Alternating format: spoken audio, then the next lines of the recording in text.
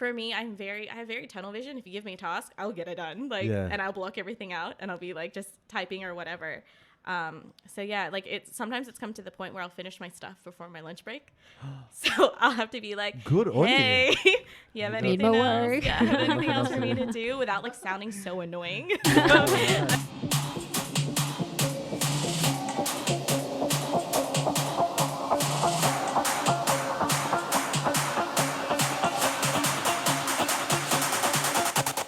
Welcome to the next episode of BlessedPod. We have an amazing guest and a great friend as well that has come on to speak with us about a few different things. This one's a quite interesting one. She started in a business development coordinator role at Transgrid recently.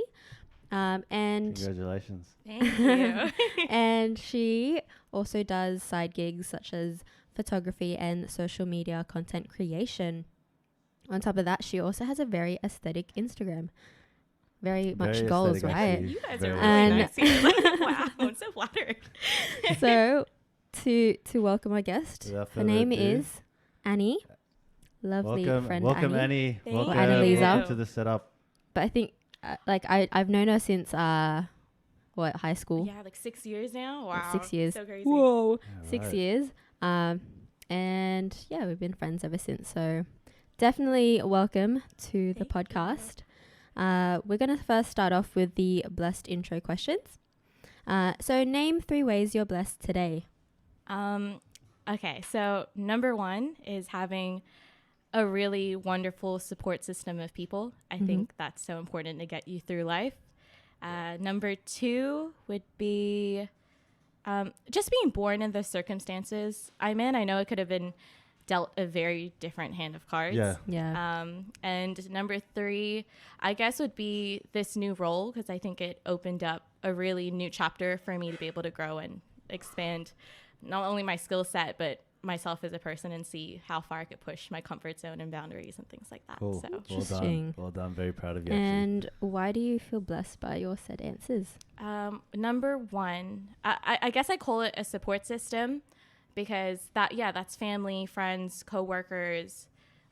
You have my family is, I have cousins who are my best friends, and I have friends who are my family. So that's cool. kind of putting them in that big category of just your support network of people. Yeah. I think no matter what, whether it's helping you, I guess, prepare for an interview or be that shoulder to cry on, I think you just need those type of people in your life. And I don't think I've kind of come to the realization not everyone could be everything for you. So you have some friends you go to when you need to cry, or you have some family members who are there as like a guiding light post, but some cousins can't do that. They're the fun time ones. You know what I mean? So kind of differentiating those people and learning to navigate your network of people for when you need them most, and vice versa when they need you and what you can provide them. So 100%. I would say that's my number 1 blessing for sure. Number 2 is it was being dealt a different set of cards. So me and my sister always kind of talk about, can you imagine if mom never decided to migrate to Australia? What would our lives be? Yeah. Can you imagine? The conversations Always are think so about interesting. that. What would have been like for you? Yeah, I don't even know. She's from the provinces of Nueva Ecija. Like, she grew up on like a mango farm. Yeah. So I can only imagine or she actually worked in Saudi Arabia for a bit. So I was like, could I have been born there? So it's crazy to think. And last year I went to Cebu, and I was able to volunteer with like this amazing organization called Rise Above. So basically they do a lot of helping the community who are like in those little pockets of poverty inside the Cebu city, and they help the children there get an education. They provide funding for just school clothes, school books, things like that, things that I guess we kind of take for granted here, because we're not necessarily like forced to go to school, but by law you have to go. But for them, it's not always an opportunity. So I was like, that really, I knew that existed, but to be able to talk to these people, and especially these little kids just who have like no idea what another life could be like, totally blew my mind. So being dealt my hand of cards, I was like, wow, thank you, Lord. Yeah, amazing. And then the third one, I guess the last 2 years, not necessarily that I've been floating or lost, but I just didn't know what my next move was going to be. I did freelancing for 2 years. Right. So whether that be photography gigs or, like basically helping people out with social media for small businesses, I was kind of like, oh, okay, well, I'm graduating soon. I did this uni degree. And I actually did really enjoy doing my marketing degree. So I was like, oh, am I going to do marketing? But marketing's so big. And it was always like this big kind of pool of questions, like, oh, what now? Yeah. And then applying for different jobs and saying, oh, do I like this industry? I didn't even know what industry I wanted to be in. So marketing could be in anything. So I got a job with Transgrid, which is nothing I ever thought I could be a part of. I applied on a whim and just for interview practice. I think it's important just to put yourself out there, sure, especially if you're not comfortable talking to strangers and really like selling yourself. Just like go out and do as many as you can. Mm-hmm. So I thought this would be one of those experiences, but they actually ended up really liking me and then wanting me to come on board. And I was like, wow, this is crazy. I can't believe it. Yeah. Me and energy infrastructure. Who would have thought? That's what I was thinking. I swear they got something to do with energy. Yeah. So they basically monopolize like the eastern border of Australia with like they supply energy to every company imaginable. Wow. So So I even sit there and sometimes I'm like, wow, like, is it called imposter syndrome where you're sitting there and you're like, am I supposed to be here? I don't know. Yeah. How long have you been working there now? Literally only this is my second month, like very fresh into the job. Mm-hmm. And then I remember I had to do induction day, which people had been there for like 3 months plus, but I was there on my 3rd day. So they go, how long have you been here? And I'm like, 3 days. 3 days. And they're like, oh, so you're really new. And I was like, yes. Yeah. And then, do you know what's going on? No. But I'm trying to learn as much as I can. Yeah. Right. So it was like, I would say this new chapter and like kind of seeing my footing with this industry, and I might not be there forever, which I think is such a privilege with like this like millennial mindset. My mom grew up with this is the course you took, this is the job you're taking, you're going to be here till like you retire. And I think being able to watch my older cousins, I'm like one of the youngest, kind of navigate and jump from job to job and finding where their passions lay and not being afraid to take that step, I think was so like motivating for me to be open to any opportunity and be like, hey, this opportunity is here for you.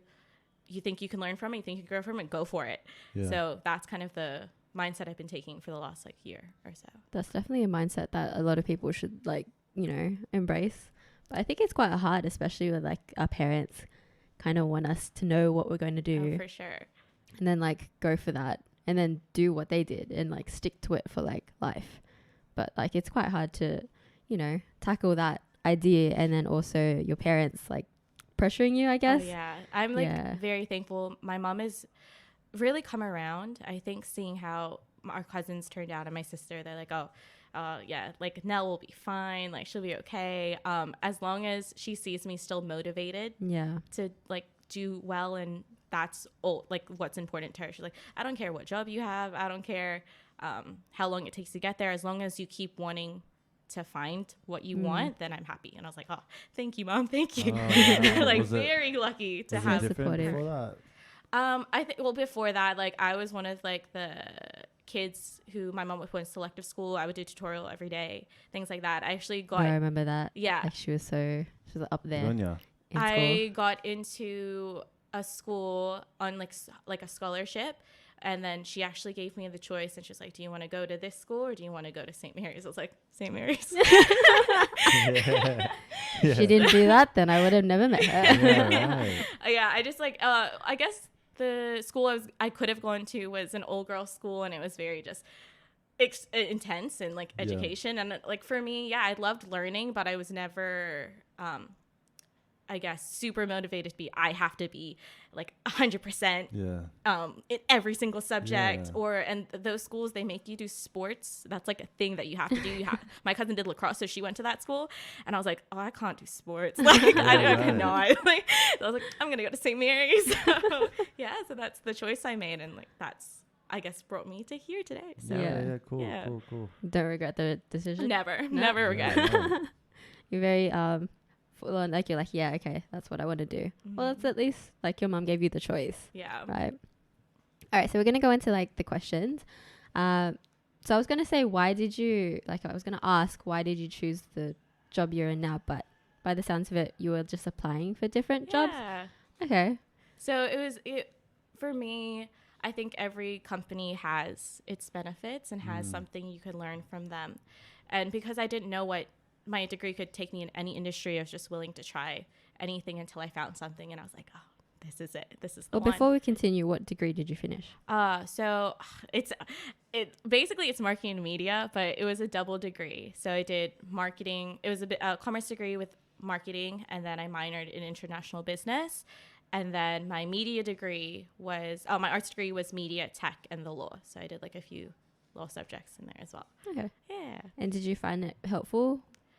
I think I came into uni thinking, okay, I want to do as many minors as possible, kind of fit it in, because I don't want to be stuck in like one thing that I hate. So I gave myself, I didn't just go in and be like, oh, yeah, marketing's it. Yeah. So I was like, okay, try international business. Let's do a media degree, and that could give you like do tech, do a bit of law, see what you like. Yeah. And like even doing business in high school, that's something I always gravitated towards. I was like, oh, I think I could do business. Yeah. And we'll see where it goes, but I was never going to be in finance.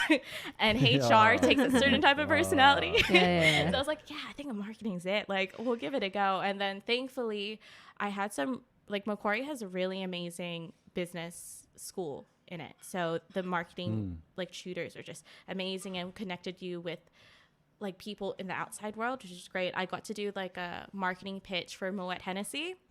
To their like marketing board. Nice. And then so that was able to connect with the people there and really kind of see, oh, is this the type of job I want in marketing? Which like it made me really excited to do. So I was like, oh, okay, like I think this is what I want to do. Yeah. Wow. That's Full so on good. marketing pitch. It was so scary. Yeah. And basically because it starts off as a class assignment and you're like versing all like the rest of the groups.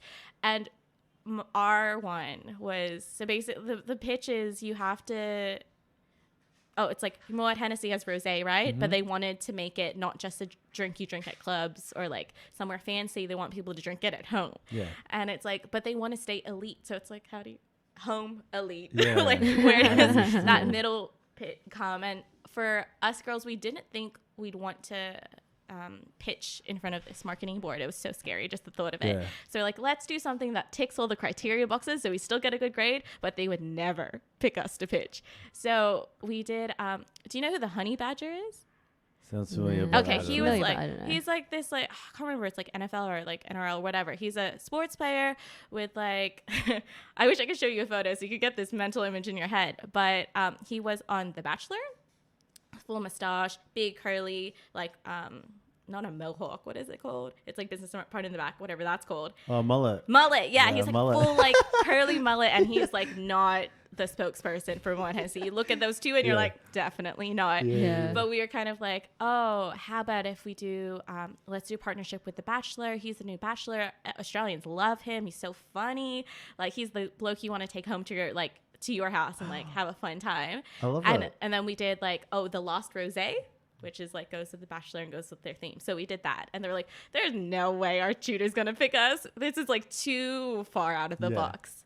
But he thought it was so funny. And he was like, this is going to make the marketing board so uncomfortable. Let's do it. And then, no way. Yeah, you can't say no to your tutor. You know what I mean? There's like, you can't. So we're like, okay. And then we did it. And they picked you. By the end of it, my cheeks were so red from being so embarrassed. Yeah, but like it turned out really well. And they were like really happy with it. But they were basically like, it's a little far out. But honestly, like 2 of the board members are really pitching for you guys to win. Wow. Yeah, but it was like too extreme for the brand, which is completely understandable. We knew that coming in. So. Yeah, but you stood out. You guys stood out. Yeah. From everyone else. That's cool. That's good. How long ago was that? It would have been my second last year of uni. So imagine that. Yeah, like far out. I wouldn't have had like the balls in the world I to didn't do that. either. But like my group of girls is just so supportive. And what was crazy is Claire had fallen sick the night before. She had a big part to talk about. So the night before, me and like my other friend stayed up till midnight splitting her part, having to learn her lines. Because you're not allowed palm cards. That looks so unprofessional. Our like tutor was like, no palm cards. And we're like, okay. Wow. So just like learning her part like the night before was so Good stressful. on you guys. And I think it was just because we kind of already knew coming up, like, there's no way they're going to pick us, so let's just have a good time. And then, so it turned out really good. I think that's one of my favorite uni memories I've probably had. Yeah. How long were you at uni? Like 4.5 years. Okay. Pretty long. But yeah, I think it passed by pretty quickly. Especially because I did the degree and the length of degree with one of my best mates, so like Alicia. So we had similar classes, so it was always fun going to uni together. Yeah, it was good. Yeah. I think there's a lesson. I think there's a lesson in that. It's like if you don't have expectations of the outcome, I think you just go ahead and like just kind of do it. And if you have like zero expectation of the outcome, you kind of just, because the pressure's off. Yeah, the pressure's off, and you kind of just go, and then fucking there you go. Honestly, you actually they picked you. Fire out. That's pretty cool, actually. Holy crap. That's pretty good. Good on you. I was like, I'm hoping that like my life does not peak at that moment. Hopefully that's not it. So going back to the question, like the role that you're in now. So you got the job, and were you just like, okay, cool, I'll just roll with it. Like I'll just try. I was like basically a fresh slate. I had no idea about the industry. I had to do so much research going into my interview just to make myself seem a little more knowledgeable. But yeah, even getting there, there's actually a big age gap between me and my team members, and they're all male. So they're like 40s. I'm like the age of their daughters. Like there's a big age gap. So it was very interesting. I was like, I wonder how this dynamic's gonna be. But they're like so lovely and so willing to, I guess, teach me all their knowledge. They've been in the industry for as long as I've been alive. So it's just crazy. It is crazy. Yeah, and they knew coming in. I kind of did ask them like, oh, why did you pick me out of everyone? And they're like, oh, well, we knew you were willing to learn, and we hear that in your interview, and that's all we want, someone who's willing to learn, and we can be able to shape them. Yeah, I think either like businesses goes like either way. They either want someone who knows everything already, or they want someone who knows nothing that they can really build up. That's really true. Yeah, right. That goes for like Jono's role as well. Very similar role, but I mean, like I'm interested to know because I didn't know you were in marketing. So I'm like, I'm doing marketing, but I'm like, I do strategies for businesses. Oh yeah. So I build strategies for like small, medium-sized businesses to like get a more, visibility, online brand awareness and shit like that through specific channels.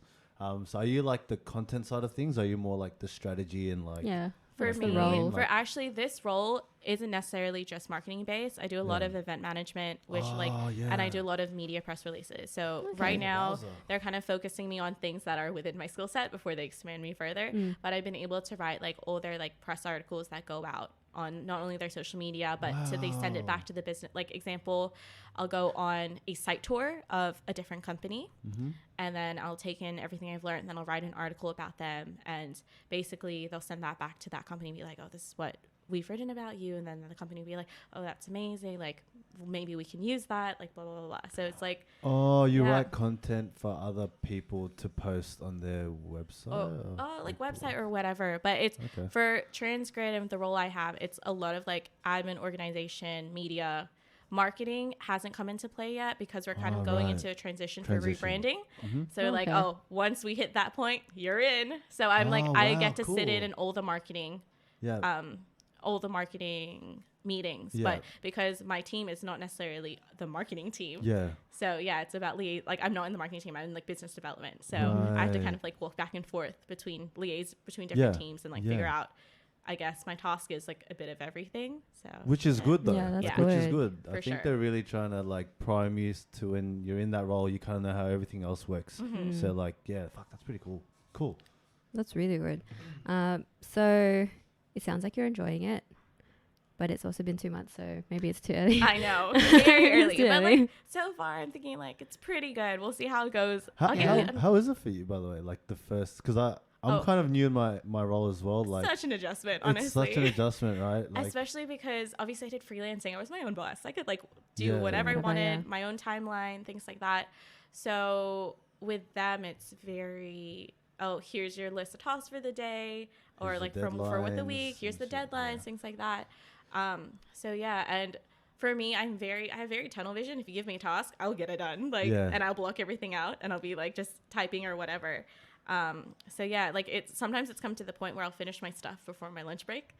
So I'll have to be like, good on hey, you have anything else? Work. Yeah, anything else for me to do without like sounding so annoying? So I'm still like learning that balance and like, I guess making that professional relationship and seeing like what the balance is. Yeah. But they're giving me a lot of like independence, which is nice.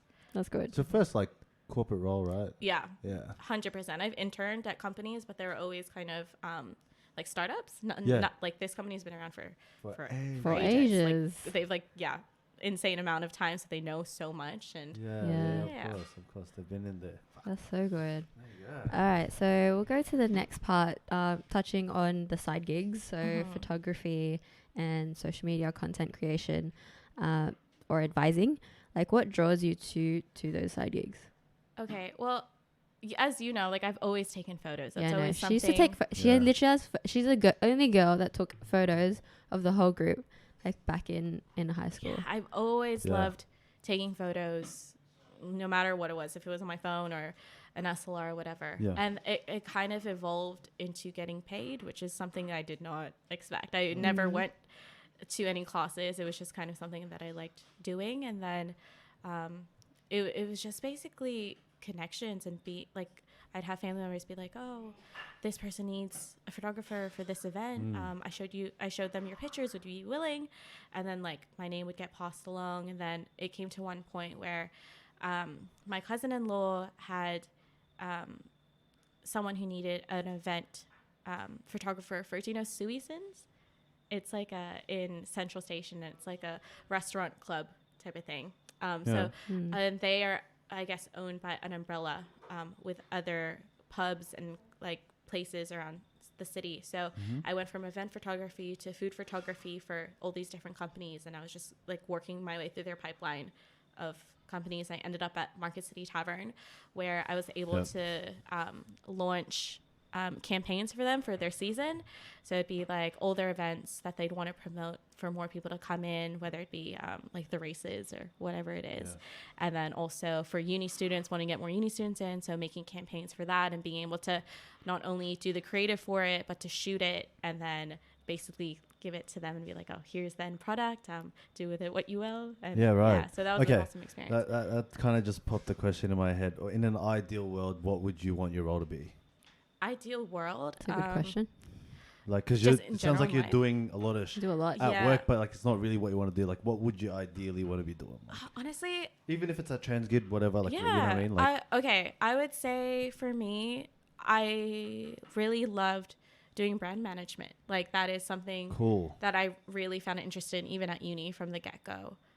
Brand management, or I don't know, I kind of always thought, oh, I'm going to marketing, I'm going to go into advertising. And then once I started doing the advertising stuff, I was like, no way. See what I mean? Like, no way. I thought about marketing, like, oh yeah, I gotta help you put like a hectic ad together. And then there's like the brand side of things, like the whole conceptualizing, like the whole from the get, like, because a lot of people they make something, but they don't know what the vibe is supposed to be. You know what I mean? So you want to be like that. Like, you want to like kind of frame all that. I think industry wise, I said I'm going to try every industry, but I already know one industry I definitely want to try eventually is going into, which is so, I don't know if it's a dying industry, but the publishing industry, so books and stuff like that. Right. Like, I've always loved books, and it's something I always still get excited about. I don't think it's dying. Yeah, I don't know. Like, what makes you say it's dying? What makes you say it's dying? Just a lot of people are turning more into, like, I guess, digital instead of print, and print has I guess a lot more momentum, and you could like imagine if, example, the Twilight books never came out as physical books, it was just all digital. I don't at that time it makes sense. It's like you're losing out on a market of like selling physical copies, and that's like that millions of dollars, things like that. So a lot of people are changing to just a digital book, so you'd have to get it on a Kindle or whatever. It's not, for me, it's not really the same. It's not the same. I don't like it either. Like, shout out to RJ, because like I think RJ bought like 10 books or something recently. Wow. Like, it's physical books. He reads physical books. So I'm the same. It's different. I don't think it'll ever like change. I think everyone will still. Oh yeah, like, Ari, who's my best friend as well. She loves her Kindle, and she's like, you need to convert Kindle to everything. But it's different. Yeah, so different. And then I always argue, but it's not the same. Like, people like that, that love and will die by their Kindle. It's just, I guess, the convenience of it being so small, and it hoards so many books, and you could just like pop it in like a tiny little bag. Yeah. And it's fine. I get it, but like, I just don't like looking at the screen. Me either. It gives me a headache. But she said it's not like looking at your phone, and it's not like looking at like a tablet. Yeah. I don't know. I guess I've never tried it, so I can't say like no indefinitely. But for me, I've always found a comfort in like having a physical book and like highlighting the parts that I like and things like that. Definitely. Yeah, right. Yeah, you mentioned the brand thing. You get like, why did you want to do publishing? Yeah, so it's just always been something I've loved, like ever since I was younger, and to be a part of that, and to, I guess I have a lot of books of my youth that kind of affected me. If I could be a part of that to give to another person, and especially like my younger cousins do not read. And I'm like, wow, is this really, like, they're not reading? That's not something they're interested in. But if I could like be able to be a part of that step in someone's life, to be like, oh, I'm a reader, I love reading, from a young age. I know some people get into it when they're older, but there's something a little like for me it was such a magical thing being young and being able to like bring a book, where I was like one of those kids who'd bring a book to a party. Like I was that kid. Gee, like a textbook, or are we talking about like a novel? A textbook? Like a novel. I'm like really into like fiction, into everything, but fiction was where like I first started with like my love for reading. So you're like like imaginative. Or, like, so you still read? Oh yeah, 100%. I have like I always try to aim for the amount of books for the year. So like 20 books in 2020. Jeez. But do you read, like, what type of books do you read? I'm a mix of everything. So I could do fiction, autobiographies, self-help, bit of everything. I don't like boxing myself in, because then you don't learn anything if you keep reading the same type of thing. And like, especially the same genre, a lot of authors kind of start bleeding into like similar like sounds of like what they're writing, so it's good to mix it up, otherwise you just get bored. So that's a huge part of your role, because you need to know how to write like that, like creatively or whatever. A lot of like the people at the office were surprised that I was a decent writer, because they didn't have to get it edited a lot by marketing. It was just like I sent it over and they just changed the format, and that was pretty much it. And they're like really surprised. They're like, didn't you do a marketing degree? And I was like, yeah, but you have to write in marketing too. Like you have essays and stuff. I was like, just because I'm young, it doesn't mean I'm illiterate. Like definitely. She did really well at school, so I mean. I was like, definitely hopeless in like languages. I dropped out of Spanish year 11. I'm like, no way. But like English, I was always a fan of. Yeah. Same. You and I both. Like, I don't like. I mean, grammatically speaking and stuff like that, I'm probably not the best. But like in terms of speaking, because my job is a lot of speaking, so I'd have to kind of be good at it. I'm not like the best at it. Obviously, I'm trying to read what she's suggesting for me to read, as far as like, you know, stuff like I can apply to work and stuff like that. But it's huge. Like, fuck, I get you, man. Like, I don't know if you want to be in digital, well, not even in digital, but in marketing. But it's something that for me, it's just that industry that I feel like is not gonna die. Like, it's never gonna die. Still talking about books though. Do you read, like, are you the type of person that needs to read the whole book? Like start to finish? Yeah. Yeah. Yeah? I'm the same.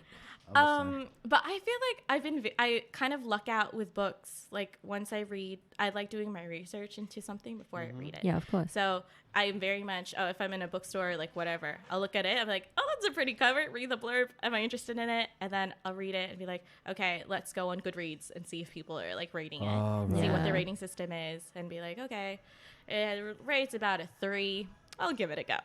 So I'll read it and see. I think it's because I know that someone put so much time and effort into writing the whole thing. In respect for them, I'm going to try and read the whole thing. Yeah. Even if like it's I read, I can't even remember who the author is, but One Day is a book that felt like it was going on forever and ever.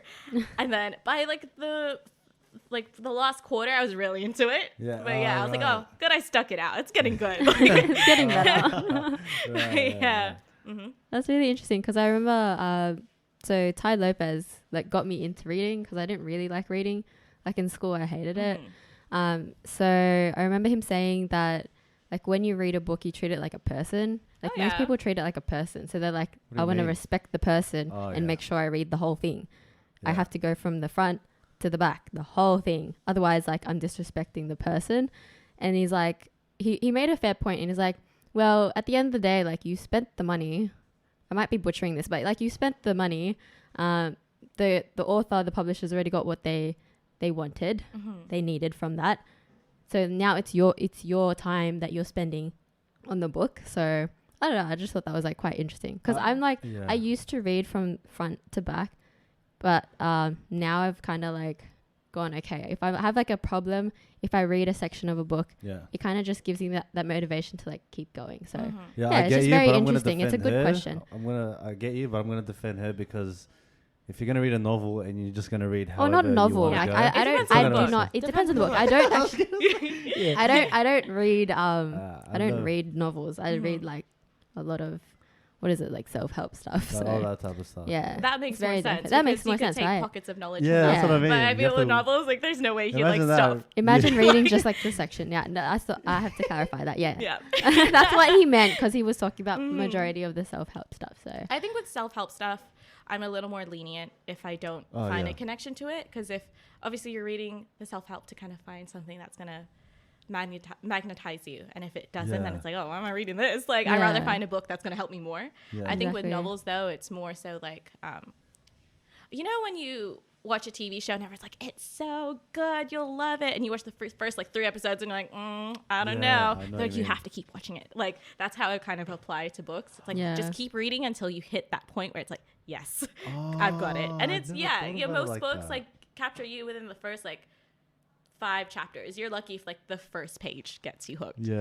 So because it's also within those self-help books, it's like one idea mainly that they're trying to convey, and then the rest is kind of just like fluff to fill the book. So but anyway, we'll move on to the next question. Do you want to do one of your questions? Yeah, sure, here you go. Okay, so my question is just around I guess actually tying back into like the small business side of things, because you mentioned you were kind of into that beforehand.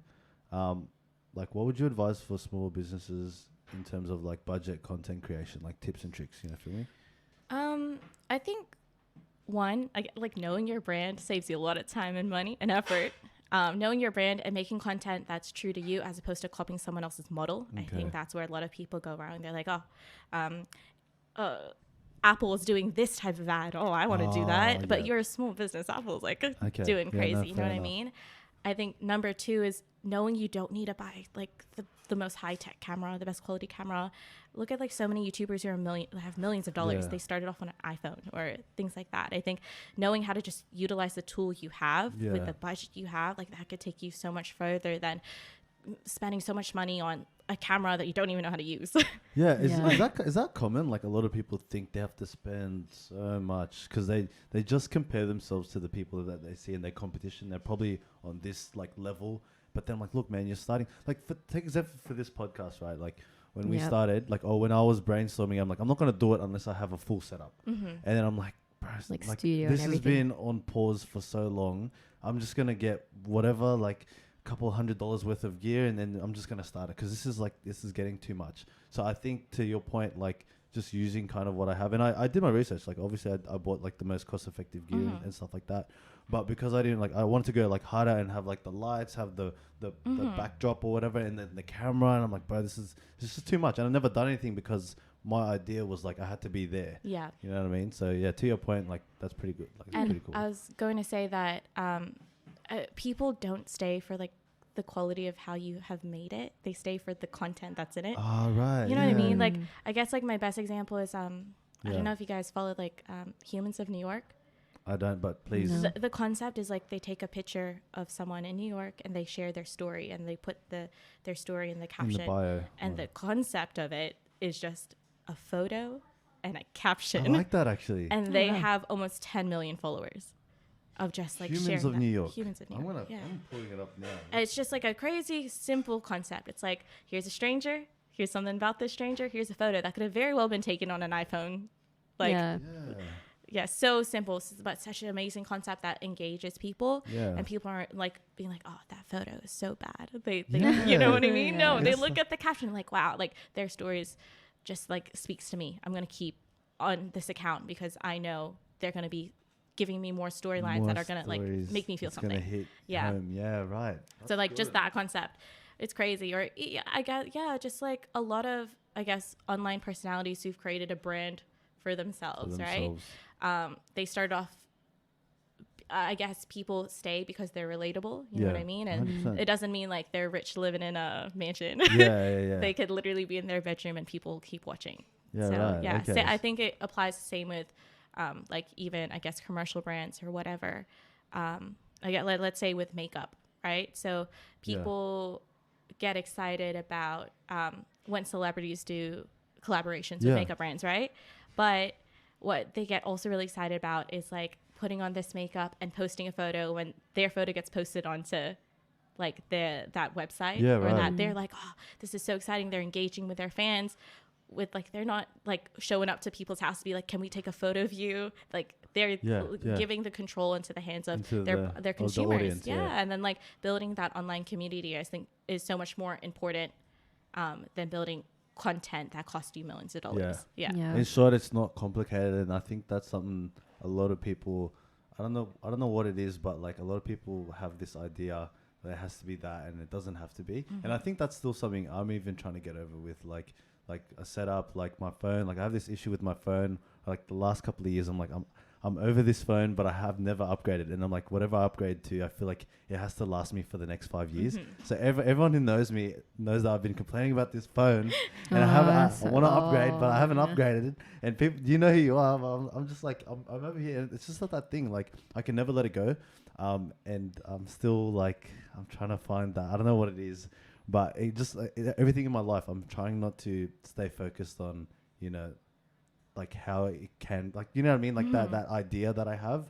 And I'm like, bro, I'm never going to get it. So like, just chill for now. Like just do what you can now. Like just live with this. It's still beautiful. Just be grateful. You feel me? I'm looking at my phone. As long as it's still functioning and it's like getting you to like text or like call, like it's doing the functions. You're good. Just utilize what you have. Like, exactly right. Exactly. Think that applies to iPhone, like, guys. Baby. It's quite old. Yeah, I know. It's very old, but it's still got me. I'm so surprised. Like it's still kicking on though. Like some of those batteries just die like so quickly. Yeah. It's shout out Apple. A few times, but I've got it fixed a couple of times, and I don't know. I think the amount of money I put into the phone in like getting it back up to scratch, I could have actually bought a new phone. So that's why I'm like, man, I don't hate you, but you still do me right.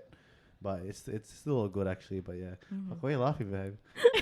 It's true. It's so true. He's been like complaining about the phone. You watch videos about like phones and. You watch videos about phones? He's one of those. I don't know. Like I don't know if you're probably not like that, but like, I started becoming like a tech geek. Okay. I'm just like, cause I want to make sure the phone I buy is up to scratch. Yeah. It's gonna last. I'm trying to future proof myself.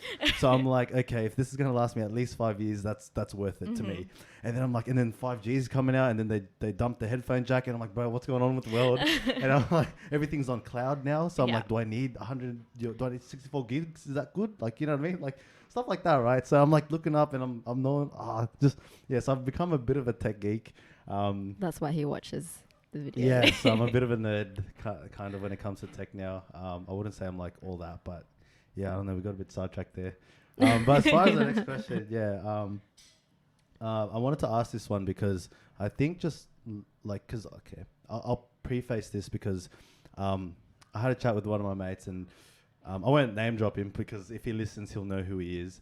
But he was like, he was like kind of joking. He's like, I'll come on the podcast, bro, this and that. And I'm like, yeah, bro, come. He's like, oh, no, bro, I was just joking. I'm shy. And I'm like, bro, like, it's okay. Like, you'd be surprised a lot of people that actually come on, like, are the same way. Like, I think you kind of just got to get out of your comfort zone. Because he wants to. I know he wants to. Like, if you're joking about it that much, you want to, but you're just, like, pulling yourself back a bit, right? Yeah. And I told him, like, literally a lot of people, it's their first time and whatever. Like, what? And that kind of leads into my question just around, like, I mean, what got you to come on? Like, what are your strengths and weaknesses despite, I don't know if you even fearful because you were second guessing, on, like, right? I don't think I'm like, is this for me? Like, you know what I mean?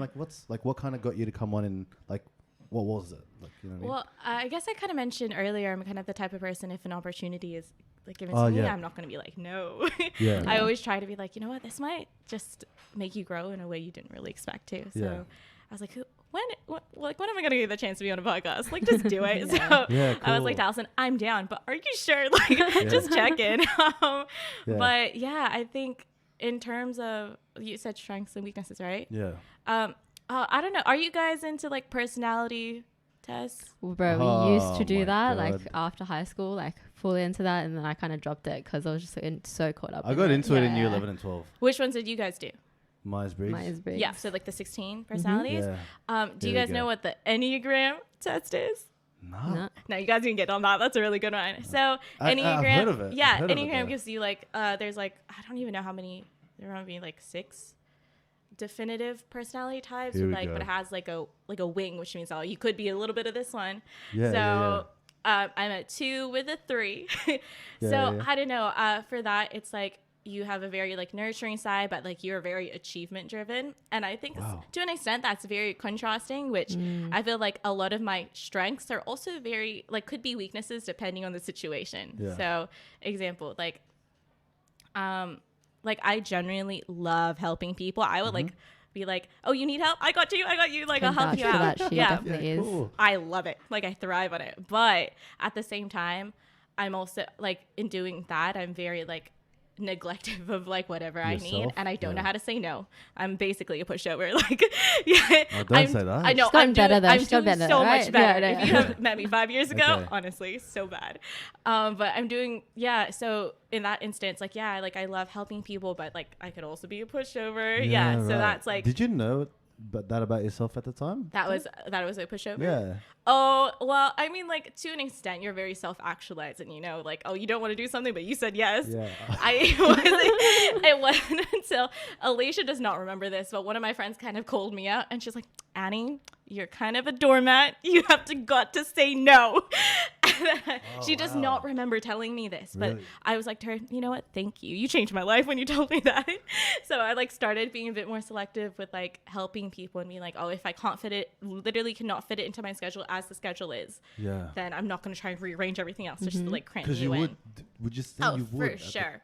100%. Really? Yeah. I guess another like strength to weakness was like I loved school. Like I was one of those people who actually genuinely liked learning and I like doing assignments and like being like, oh yeah, I applied it and I got it. Like, things like that. But at the same time, it was less about competition with other people, more competition about myself. Right. So that achievement driven side of me is if I didn't achieve it, oh my goodness, like the amount of beating up I would do about myself, I'd be like, you could have done way better. Like, and I'd like beat myself up about it. And then that would like, imagine like taking on everyone else's like needing to help everyone else plus like trying to be like such a high achiever on the other end, like the amount of stress and like burnout I put on myself. I burnt out like 3 years ago and completely like, burnt out. Wouldn't you have been in uni? I was in uni, so I basically I was working I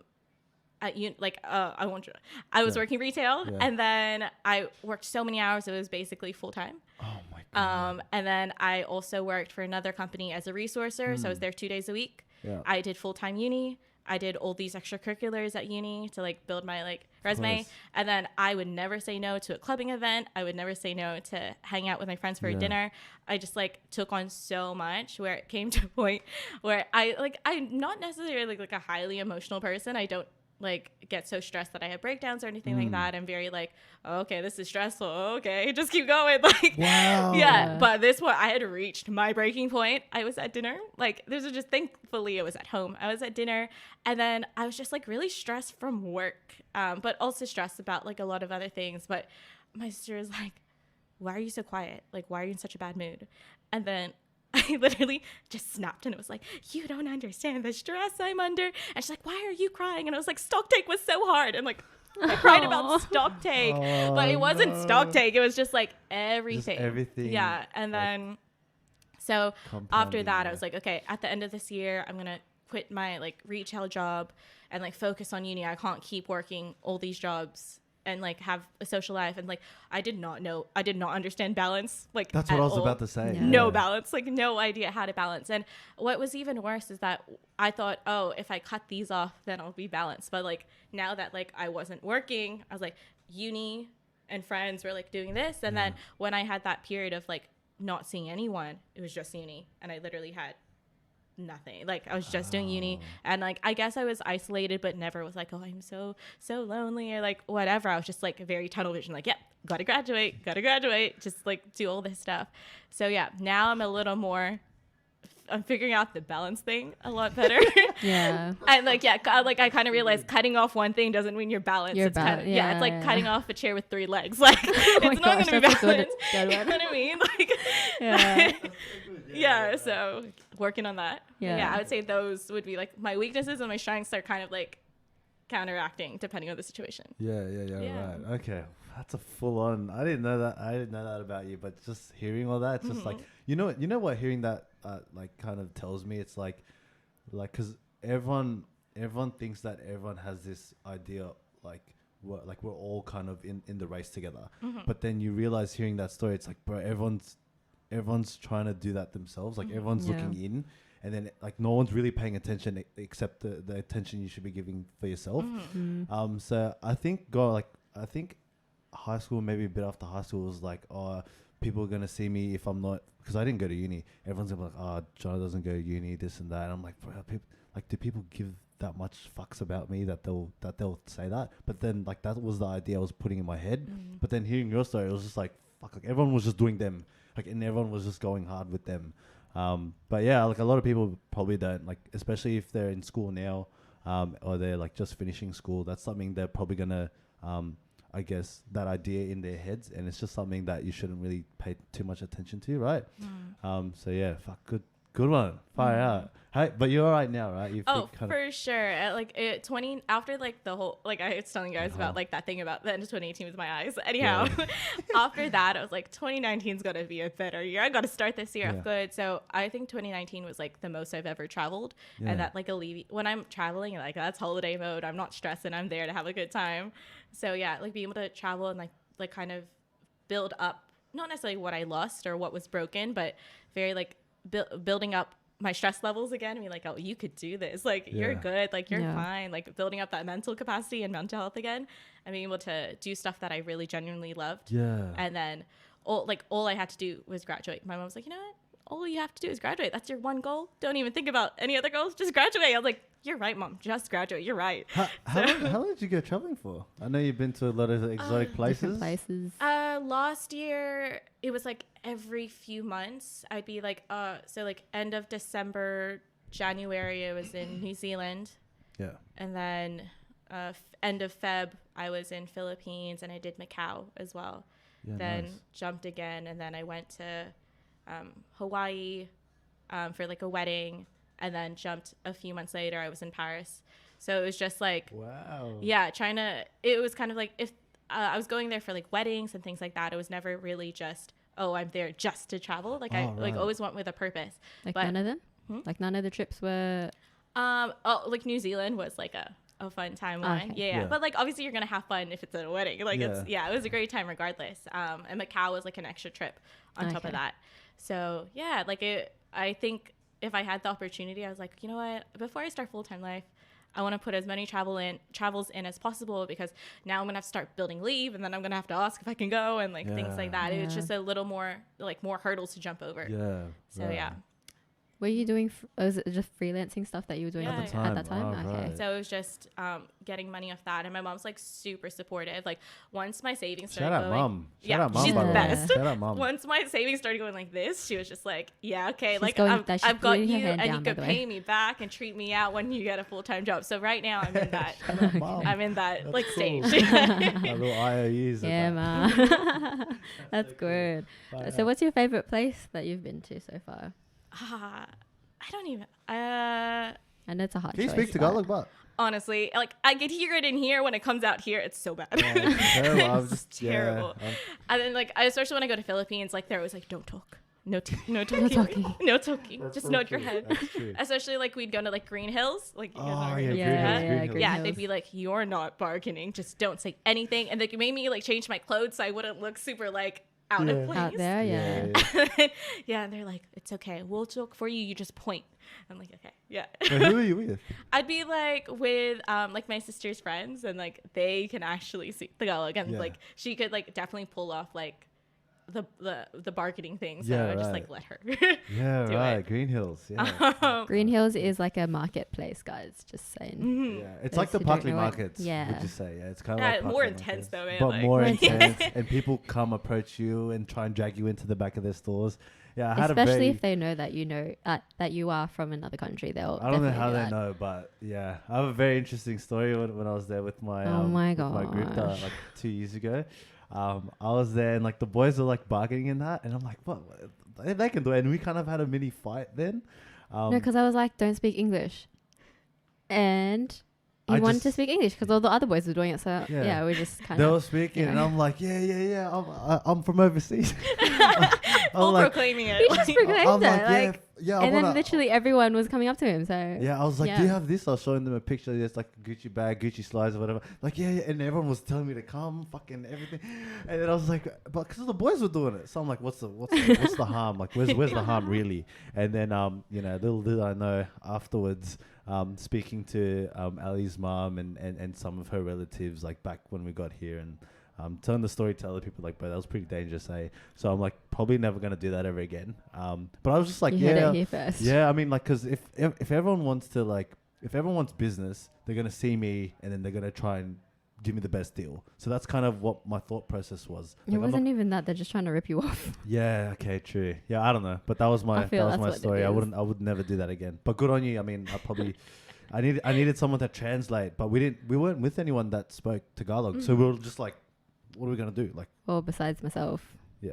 That would be hard though, having to translate for everyone. If it was like, how many were there? There was like 7 of us. Yeah, that's a lot. Oh no, the boys were fine. I think one of the other boys could speak as well. So like, yeah, but I don't know. Yeah, but come on, like. But I guess they were comfortable, and like if you see the boys, he can speak Tagalog, but you can tell he's Australian. Yeah. So it's like, come on. You're not gonna like, try to do anything to them anyway because they look like they're intimidating. So it's fine. Like it's a bunch of boys. They're not gonna do anything. So it was fun there, though. It's fun. Philippines is fun. Mm-hmm. I want to go back there. Was that your first time there, like in a while? There without like my mom. Right. Like usually my mom's there and we go like visit her family. Did you go to the province? Not this time around, but every other time before that, we'd always go to the provinces. So you're just in like the city and like the islands and that. Yeah, it's like 3 hours like without traffic, 3 hours out of Manila, like where she lives, and it's like when you're driving, it's like literally just like land until you get to like the small town, and then I remember going there. They would call, like obviously they like the houses there aren't going to be like the most amazing houses, things like that. Yeah. And like I wasn't expecting much, but then they kept calling this specific house the mansion, but it was like a nickname. But like me being like 6, 7, I don't even remember how old I was. They're like, the mansion. And like I get there, I'm like, this isn't. Do they know what a mansion is? Do they know what a mansion is? No, of course not. But like I'm looking at the house and I'm like, why did they call it that? Like I'm just very confused. And then obviously when you get older, you're like, oh, I get it. Like I totally get why they call it that. Yeah, right. But yeah, I get my favorite place. It's hard to number down. I guess like it's so cliche, but like going to Europe was great because it's so far distant from Australia or like so far distant from Philippines, which is what I'm very used to. You go to other Asian countries and they're kind of similar. Like they're the same like heart. Same vibe. Yeah, same heart, same vibe. And then but like going to Europe was very different, and you could like fly an hour and you're in a completely different place. Take a train 30 minutes. Different place. So it was always like really good for, I guess, the psyche, just being like, oh, you just learned this 3 days later. Oh, new language. And then you're surrounded by so much different culture. But I think in terms of the place I got the most out of, just like personally, I did agree. Like, I'm not a party girl, but I went to Croatia SeaDeck or Croatia Sail. Because my sister and her friend were like keen as. They were like, we are getting older. We have to do it now. Otherwise we're going to be too old. We're going to be the oldest ones on the boat. So we went, and then I was like really not dreading it, but I was like, oh, I won't be able to keep up. I'm going to be staying in the cabin. Like, I don't know. But actually, I had the best time. The best time. And like, just like, it's so beautiful. You wake up and it's just like so breathtaking. You can't believe what you're seeing is in front of you. Yeah, right. And I made like really good friends, like really great times. And like my crazy travel story came from Croatia. Like we went to like a bar and like, the sparkler champagne bottles. Story. Yeah, you know it, right? Yeah, and then like basically I don't know what like the staff was doing, but they came down into the crowd and everyone's soaked in alcohol. My boatmates caught on fire. Like, what? Yeah. What the? Wait, the people that you went with? Yeah, the people on the boat. So there's like, I don't know, like 18 of us. No, I thought you meant like your sister. And no. Like, oh my goodness, people. no! I would have a panic attack about having. No, not my sister. Thankfully. Everyone was drenched in that much alcohol. Because people throwing alcohol around. Like, you're drunk. Like, people are like, like, you know. So like, we just could not believe it, and like they rolled on the floor and like try to like, like it was just so crazy. This was our third night in. Yeah, but if you're drunk, but you're on fire, you know, like you know, like. So obviously they're like terrified, but like basically they had to go to the hospital and they couldn't continue the trip. Like, it was insane. Like, sometimes when I tell that story, people are like, "What?" Like, as if I'm like, "No, rowdy. That happened. That actually happened." That's crazy. Thankfully, like they're fine now. Like, they're doing great. Of course. Yeah. Do you still keep in touch with any other people that you met, or? Like, I still have like them on Instagram, and some people came to visit.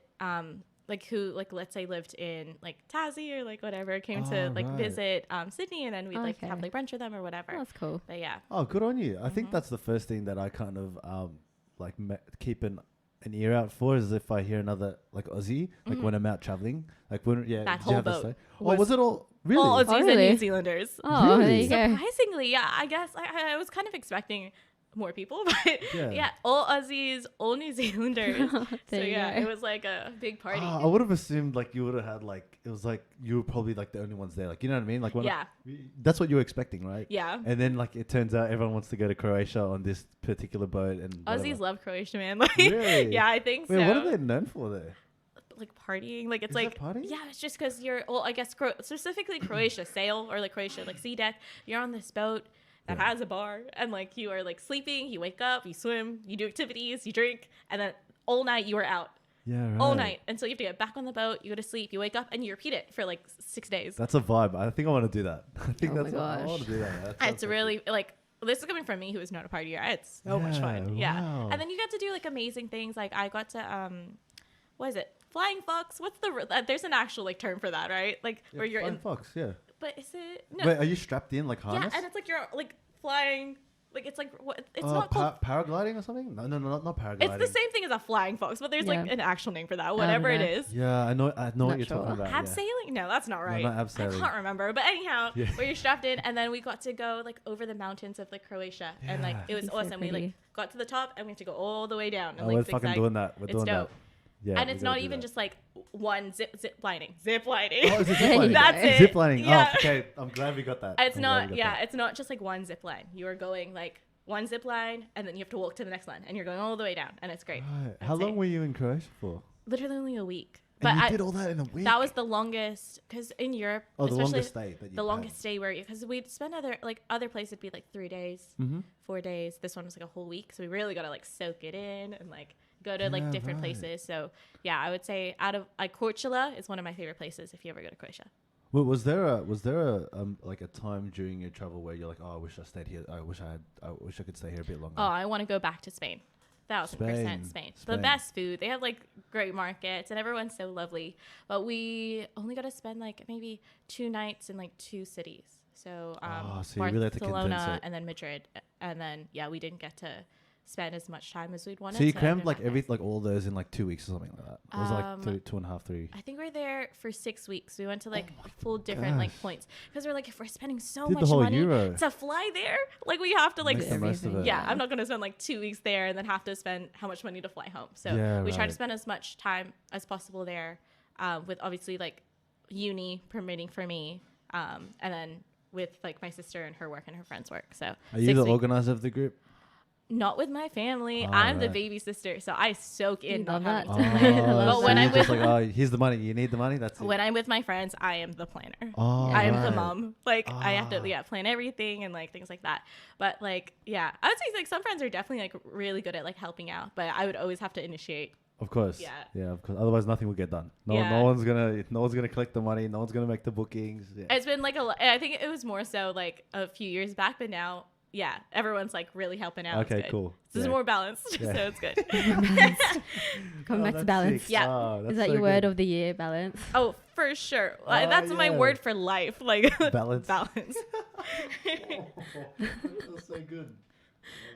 Okay, so let's continue on to kind of go back to like learning. Like, what's your learning style? Good one. I guess obviously it depends what you're learning.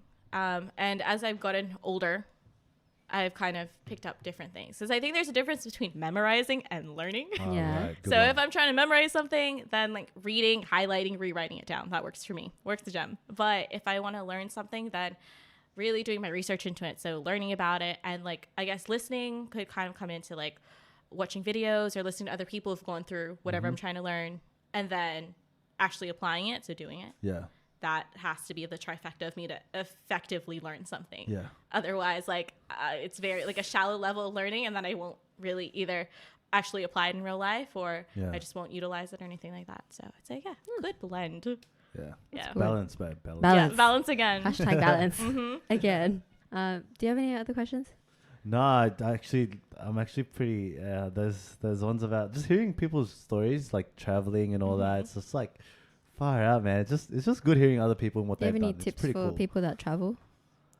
I would say the people you're with makes or breaks the trip. 100%. You know, 100%. like, and like as much as you like, not necessarily that I've gone through this, but like I've heard from other people as well. Just they could be your best friend at home, but on travel you just don't know. You're with them, like you're glued together. Yeah. And especially imagine if like there's only like a small group of you. Like, it's so like, how awkward would it be if like you fought with someone on this trip and like everyone's just like, fucking awkward, don't know what to do. So I think like first start off with like a small trip. Try like go to an Airbnb somewhere for a few days, or like go to Melbourne. Like, this is real practical advice. Yeah, just like you know, like just test out if you can be with each other for like more than 4 days at a time. Right. And see how it is, because like obviously you learn so much about people. Like I traveled with Ari to Japan and Korea. So we were together for 3 weeks, and we spent a lot of time with each other like in city, but never for that long time. It was just us two. And then I learned so much about her on that trip. For like any future references, I'm like, okay, cool. Ari, I'm just gonna throw you under the bus a little. Like just a little. But like she definitely could throw me under the bus, whatever. She just learned heaps about me on that trip too. But I know that Ari has to be like not necessarily like a child, but she has to be fed and she has to sleep. If not, she is so cranky. Oh my god. And it has to be like she has to have like a nap or like or something like that. Right. Like if she's not feeling it, like you can't push her to do something. Like you need to like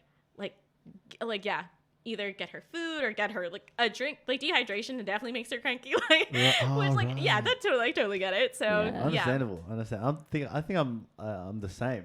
Like I wouldn't know it, but then I'm like, if I just had a nap or if I just ate some food, I'd be all good. Like she has to see the signals like, from me. Otherwise, I don't know, because I don't pick up. I'm like, I'm angry. I don't know I'm angry. And then she's like, you just need this. And I'm like, okay. Okay. Figured it out. But I would say know the people you're going with well, and if you could also effectively like communicate if you do have a problem, because obviously if you're with people for ages, there's going to be a little bit of fighting, if anything, or disagreements. So as long as like the people you're going with, you could like call them out and like fix it straight away, as opposed to like ruining the trip. Like that's important. Communication's key. The people make or break the trip. No matter where you go, you'll have a fun time with as long as you have a good company. 100%. Oh. Do you have any tips for like do you have an organized way as to before you go on a trip, or you kind of just like wing it? Excel spreadsheets can save a life. Like so good. Do you have one? Yeah, for each trip. Oh yeah, so it'd be like the same. It's the same template. I have like a template that we use each one, and I adopted it for my sister who's traveled way more than I have, so she's got it down. Excel spreadsheet, because you link it to like the people you're going on the trip with, and they cannot say I didn't know. I had no clue. It's like it's on the Excel spreadsheet. You didn't read it. You had it. Like, So and there you lay out like the budget, how much each place is going to cost. Then you put like the address of your like place you're going to stay, the phone number, give it to your parents so they know they could call you if anything, if they can't reach you. It's just like a good tracker for not only money, the places you're going to do, but you make I like making a wish list of things you want to get done on this trip. Like if I'm going to Japan or Korea, I want to go to this place, and we're like, okay, we'll fit it in the schedule. But other than that, don't plan your trip to a T, because things are not going to go your way. I'm telling you now. Yeah.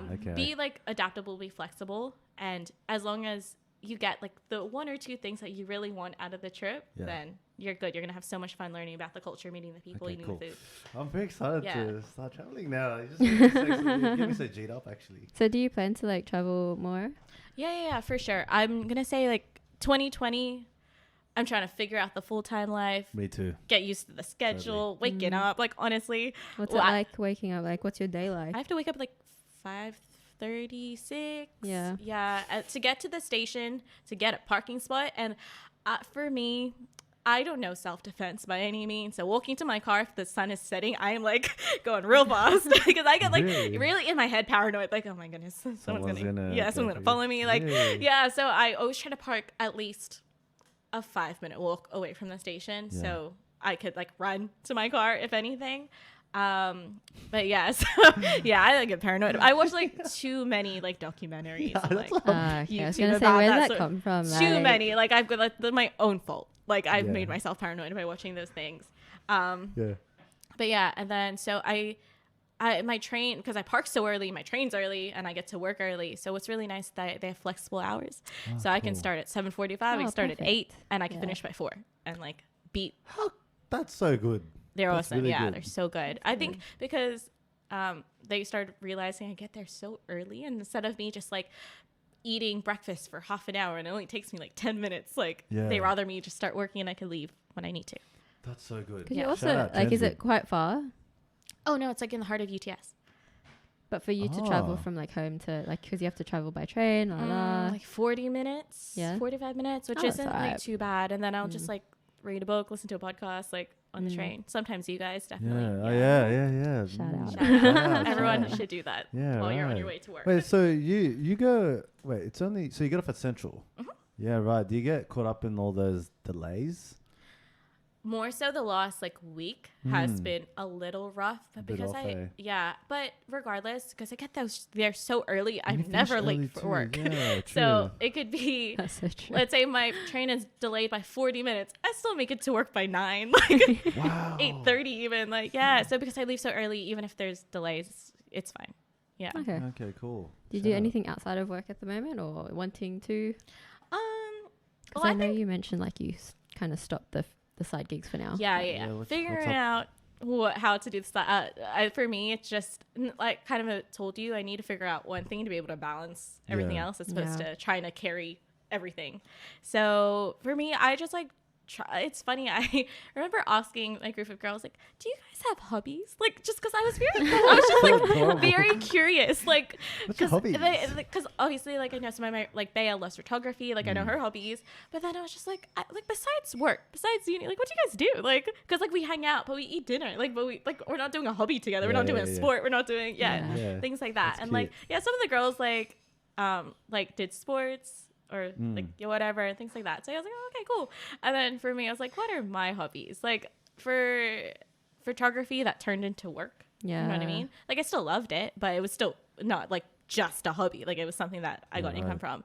And then like reading, I've always loved.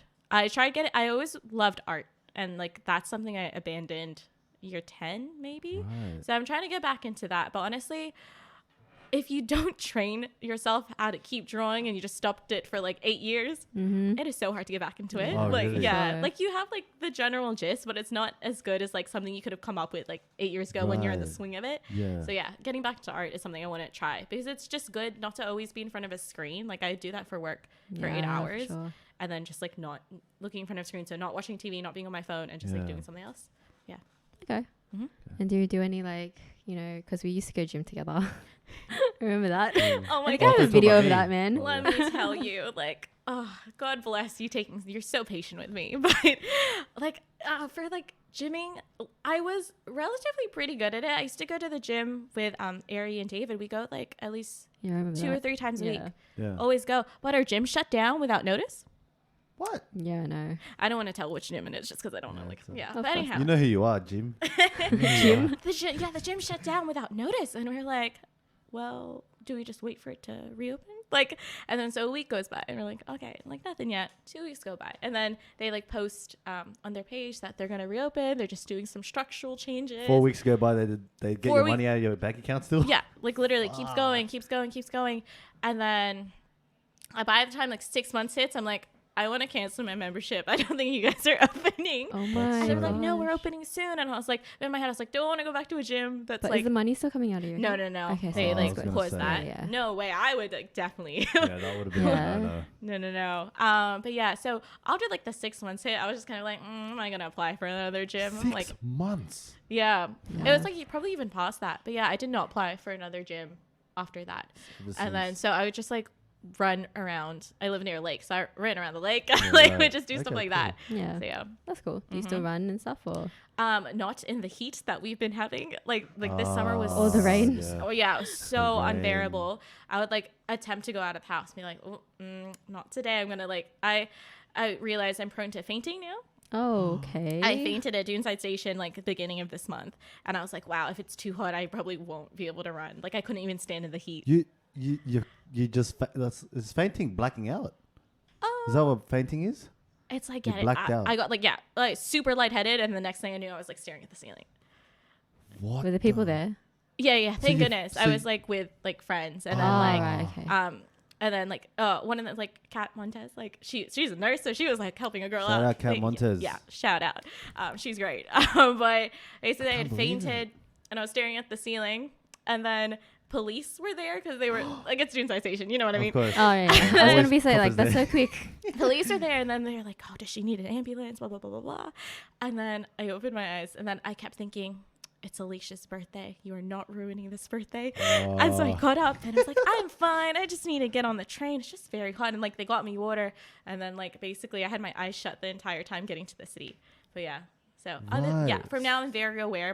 I told my mom what had happened. She's like, make sure you always have water with you, you always have to eat. I was like, I ate and I drank water, like I don't know, like what. And I was like, it's just really really hot. So like now I'm like, if it's above a certain temperature, I won't go running, because if I'm by myself, can you imagine if I fainted? Yeah, of course. Then what? Yeah. Oh my gosh. So Damn. Good on you. Good on you. Okay. Well, I hope to see you in the gym soon, yeah. we'll see how it goes. She posted like a video for me and like, you know. Oh back in the yeah. Oh yeah. Oh I actually my went through your God. Instagram the other day and I'm like, I forgot about that video. Oh my Hello, short God. hair. I had short hair. Yeah. Oh my god. Good Yeah. times. Thank you for doing that. You're welcome. It turned out really well. A lot of people actually enjoyed the video. So let's go on to the outro question. So what would be your advice to your 18-year-old self? Oh. Put you in the ringer now. I mean, I guess, okay, wait. Don't wait for the burnout. I think, Huge. you know, I feel like I had to learn the difference, or I wish I had learned the difference early on, that there's a big difference between like working effectively towards a goal and then working towards your burnout. Okay. Right. Yeah. And then a good after one. I burnt Smart out, woman I over did here. not know how to compensate. Like I was just like, oh my God, like I don't know what to do. Like what am I gonna do? I think you just thought it was life. Like everyone has to deal with all of this load, and it's 'cause normal, right? I've never. I guess I'm to an extent like very controlled over how my life plays out. I'm like, yeah, got a plan. I'm flexible with that. Gotta go. But when everything just breaks down at once, I did not know what to do with myself. And I was like contemplating. I was like, oh, do I even want to do this degree? Even though I knew I liked uni. Like I knew I liked what I was doing, but because I was so overwhelmed and so you're still helping everyone out. Everyone was yeah. asking you, blah, blah, blah. yeah, and just like I hate letting people down. Like, oh, I hate it. So yeah, I think just learning the difference between like effectively working towards stuff like that makes you happy and working hard, like working towards your burnout. Like if I had known that earlier on, I think that would have saved me a lot of time and like not having to question my whole life for like how many months. Yeah, I never thought I never thought I was gonna be one of those people who'd like lie in bed and be like, so like What am I doing? What am I doing? Like what to do? So what are those like I guess signals or something, or like For yourself, like for yourself. What were did you those pick like? up? Oh, like I'm actually gonna burn out if I don't change something. I think physically, like I think it's like mental, physical. It's like everything. I think physically for me, I would not sleep. I would go to sleep at like 2-3 a.m. Then go to uni, like leave for the bus at like 7 and like not sleep. And then because I'd let's say go to uni for like 3 hours, then I'd go straight to work a whole shift, get home, do the uni work, for the next day, or I'd fit in a dinner, or like I'd have a party. Like I would just not sleep. And then, so I think that takes a real toll on you. And I think that's why I got sick all the time. Like, my friends would like be very, like, would be like, oh, you're always sick. You always have the cold. You always have the flu, or like, or it would be something dramatic like tonsillitis or like whatever it is. Right. So yeah, I think like my body was like actually telling me, hello, like listen, like you are burning out, like your health is like depleting. So that I think, mentally, if it doesn't, it's also kind of a feeling if like you feel like super burdened by it and you're not feeling good about wanting to do something, then there's like, that's a red flag already. Like there's a difference between like pushing yourself out of your comfort zone and like just pushing yourself over a cliff or something. Yeah, exactly. Like actually. So like know your limits, and like I guess like you should push your limits. For me personally, I have to push my limits to an extent, but not like just throw myself over and be like, do it. Now deal with yourself. Yeah. Definitely. Can confirm that your amount of sleep and the quality of sleep does affect your health. So gotta but you've improved body, now, man. Like 1,000%. After the burnout, I was like, you have to change your lifestyle. You have to figure it out. And it took me a while. Like as I told you guys that I like, let's say cut off work and then like only had this, and then I cut off friends, and then I only had it's this. A balance. Yeah. So I told you that. So I'm trying to figure out how to balance all of that. So way better than like 3 years ago for sure. It's actually a really good point, because I remember Nick's one, the very first episode, he talks about like juggling everything. So it's like when you juggle, it's like, okay, well, you know, you have to focus on like different things at like different times. Like there's a time and a place for each activity that you need to do, but you can get it done. Like it's doable. I'm sure like the personality that you have, I'm sure like you'll figure it out. Like I'm hoping so. No, you will figure it out. You got this, bro. You got this. We've got you too. Thank you. All right, so let's fast forward 10 years. Where would you like to be with your mental health? Well, I'm hoping I've figured out the balance thing by then. Mental health, just for me, as I was kind of saying, I've never really let feelings kind of overwhelm me necessarily. I've been very like level-headed and like more logical as opposed to like feeling. I think mentally, I just want to be able to see signs early on if like something's not going right. Like put yourself first. So I would say mental health, as long as like I'm doing things that generally make me feel good as opposed to feeling burdened by doing something, that's going to keep me in check. And that's a good one.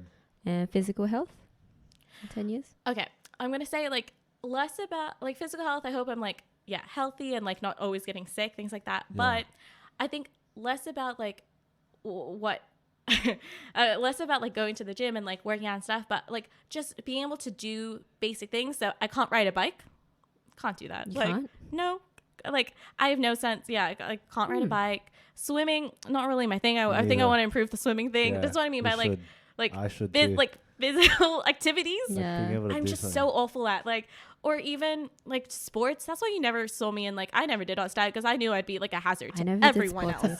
Like I can't do team sports, even like singular sports. Like I remember the day that I was like, sports are not for you. We are, you know how PE, you go somewhere. So we went to golf, and I don't remember if it was like just a golf range or aqua golf, but you know, when you're like, you swing and you hit it, it's not that hard. But I had swung backwards to give myself some momentum, and then I had hit the ball backwards. It had rebounded and almost hit my friend in the head. And then after that, I was like, never again. We're not doing sports. So I can relate. I hope by that time I found a sport I'm decent at, and like everyone's safe when they're around me. I hope I find a sport that I like. Cool. It just comes down to like, because I work with like a lot of like older women. Not to say that like we're going to be old in like 10 years, because we're still really young compared to them, but like their goal in life is just to be healthy and like still be active, like to be able to move and not like, you know, because they're older, they're like seniors, you could say as well, because I work with some of them, to be able to be mobile while they're, you know, getting older. So it definitely is something to think about. And that's why I like these questions, because everyone's kind of different. And it's good. I hope you do find the sport that you like, because honestly, if you I don't think gym is for everyone because you have to find something that you actually enjoy doing, and you can do it for the long term. So yeah. Definitely you'll be able to find maybe swimming will be like the next, you know. Honestly. Probably not. I mean, I can float, but you would not see me like but that's trying as well. I need to try to float. Like floating should be normal, like you easy. full went to like the sail thing as well, like in Croatia. Oh and yeah, you can't really I didn't swim? No. And you know when people jump off the boat? Yeah. I was terrified. I did not do the jump.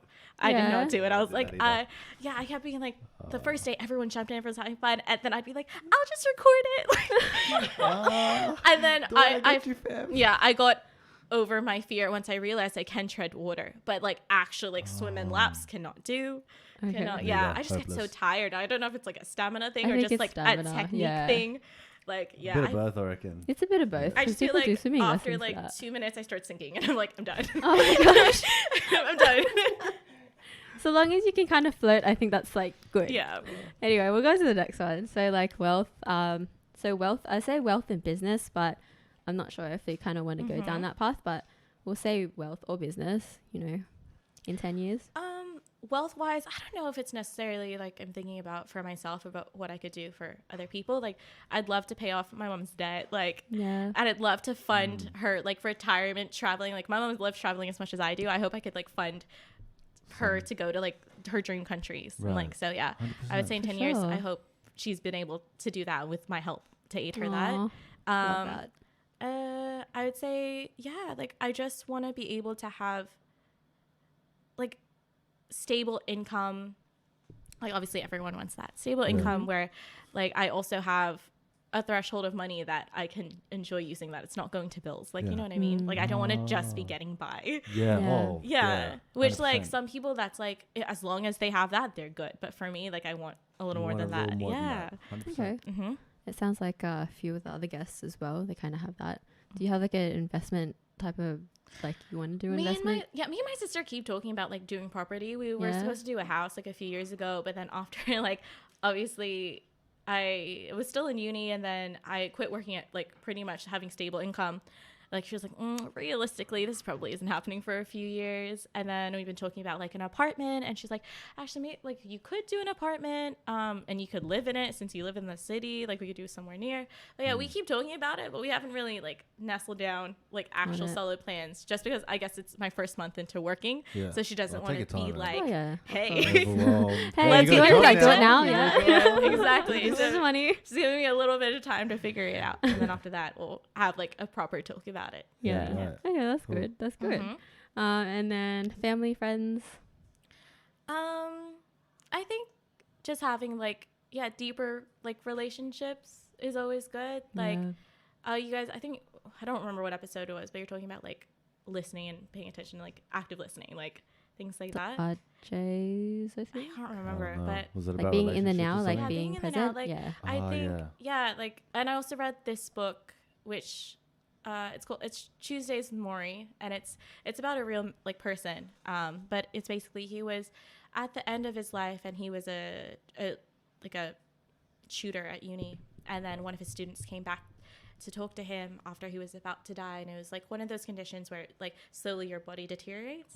And right, so it was like a book about that, and then he's giving like life lessons and what he's kind of learning, and he kind of pitched this like concept of to learn how to live, you need to I'm butchering that. Basically, like if you can only learn how to live when you learn how to die.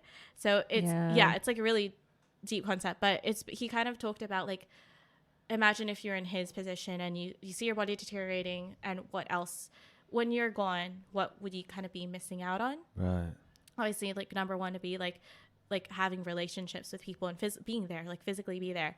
So his kind of like planting the seed, he said that to deepen your relationships, you need to actively listen and pay attention to people, and like be there when they talk to you, like really take it in, and like because doing that for someone leaves an impression on them even when you're gone and you're not physically there anymore. And after that I was like, yeah, wow, yeah, like you're right. If I'm not here, I want my impression to be here, that like I was there for you and you were there for me, and that we built like this relationship that's going to withstand a physical presence. That's huge. So yeah, it's like a legacy. So yeah, good on you. Actually, you need to tell me about that book after. It's really short as well. I think you could, there's an audiobook if you like audiobooks. Okay. Yeah, it's good. She's listening there. That's cool. That's cool. But yeah, I got you. Lasting impression. Yeah, got you.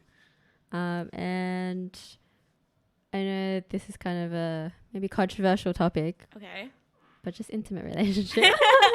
Oh my god. Okay. Well, just like every time we talk about it. Yeah, I was gonna say Allison always asks me. I guess like because she's a catch. Okay, like really, come on. It's not really a surprise to many people who know me that I've Wait, been like you're single. Yeah. She's single. For like for ages. Like I have for ages even. No, like ages. And before it was always like, I'm not ready. I'm not ready. I'm not ready. Things like that. And then I don't know, like. Well, I guess in like 10 years, like obviously, like I hope that there's someone around. Yeah. But I guess because I've been single for so long, I've kind of been like, oh yeah, I'm cool. I'd be happy being that like cool auntie that flies all over and brings me fun stuff to like her nieces and nephews. Like I would not mind at all being that. But like, yeah, intimate relationships. Like I think a lot of people talk about like getting the dream house. Like I'd love the dream home. Like the people that are in that like whatever that space is. Look at this wholesome one over here. You know what I mean? This one over here. I don't care what I live in as long as like there's like the people in that house that like make me feel safe and loved and things like that. So yeah. Right. Yeah. Important. Fuck. So yeah. Shout out to future partner hubby. Future hubby. All right, and then spiritually.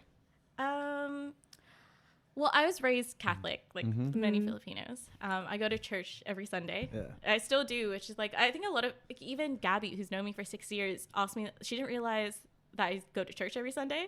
Oh, really? Like, she's like, oh, what are you doing this weekend? What are you doing on Sunday? And I was like, oh, I'm going to church. And she's like, you go to church? And I was like, I guess because I don't talk about it. In my head, I was like, I guess I don't talk about it. Yeah, right. But yeah, I go to church every Sunday. But for me, I wouldn't call myself a traditional Catholic. I don't believe in a lot of the stuff that they would preach. When I go to mass, I take the things that actually connect with me, and like, yeah. So it depends on the priest, because I don't have one parish that I always go to. Depending on the time, I'll go in between like 3 or 2. Okay. And then there's some priests that like I really connect with, and some others where I'm like, I don't know, not really feeling this connection. But I think as long as, for anyone who's on like a spiritual journey or religious journey, if you believe in something, which for me was always important, I always like kind of praying to God to look after people when I couldn't. You know what I mean? Like that was always so comforting to me, to be like, hey God, like I can't be there for this person right now, but it like mean a lot if you could like, protect them in whatever way you can. That's cool. 100%. But yeah, I would say as long as I feel like I keep believing in something, I don't mind if it's like God or whatever it is, as long as I believe in something, because I think that really pushes through hard times for you. And I think, that's beautiful. 100%. My big one. All right. The last one is happiness. Happiness. I mean, I feel like generally I'm a pretty lighthearted, optimistic person. I think happiness is more so something that, I don't know, I just feel like happiness shouldn't be a goal. Like I feel like it should be something you live every day. You know what I mean? Yeah, cool. I don't know. Like it's just like, it's good you think I don't want to be happy later. I want to be happy now. Love that. So there's no reason. Yeah. So for that happiness, I think just as long as I feel it presently as opposed to later, that's what I want. Yeah. Cool. That's good. And we'll go to, did you want to put your social media out there? My Instagram Any of them? is it's just like Annalisa Rose. Spell it out. ANNELIZAROSE. Check it out because it's actually quite aesthetic. Thank you. Aesthetic and organized. We'll plug it in the descriptions and that. All right, so we're going to go to the rapid fire questions. You have a few seconds, so like less than 3 seconds to answer whichever one comes up to mind. We're going to start off with Insta or LinkedIn? Insta. Mascara or lipstick? Lipstick. Morning or night? Night. Running or walking? Running. Winter or summer? Winter. Silver or gold? Gold. Assertive or passive aggressive? Assertive. Short hair or long hair? Short hair. Indoor or outdoor? Oh, outdoor. 1 story or 2 story? 2 story. Listening or reading? Reading. Photography or social media? Photography.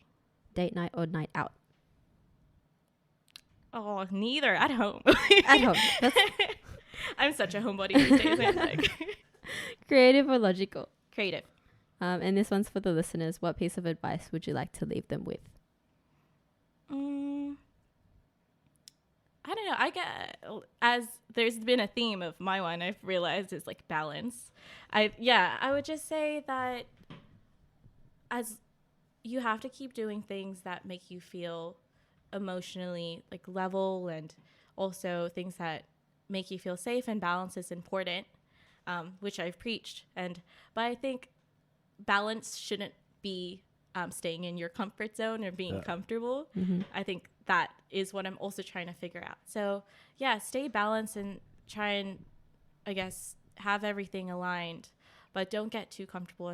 You're not going to be learning anything, and life is about learning, guys. So 100%. Love it. All right. Well, thank you for coming on to the Thank you for coming down. I love your stories. Thank you for having me. It was pretty awesome. I like it. It was really good. This is a really good one. You're just like Simeon with like, I don't know if I have anything to like share, but you have a lot to share. Oh my goodness, his motorbike story blew my mind. I was like, what? Yeah. That is crazy. Yeah. Shout out to you. Crazy. Shout out to you. Shout This is cool. This is cool. Yeah. Loved hearing your Thanks story. for having me, guys. Yeah, Thank you. cool. All right. Well, I just want to say thank you to all the listeners. Thank you for messaging us and letting us know what you have been taking away. I also wanted to put an idea out there of doing like a social night if anyone's down, like within the area. So have a bit of a meetup, maybe on a work night, maybe a Friday or a Saturday. This is not a meet and greet, guys. This is actually for people. Like we come together. But you get to meet the people that like went on the podcast. Who've been on and just like network out, and all that. So it'll be fun. Talk to shit. Let us know if that's something you'd be interested in. For sure. And for now, goodbye. Goodbye, everyone. I love you, everyone. Take care. Have a good weekend. Love you. Bye.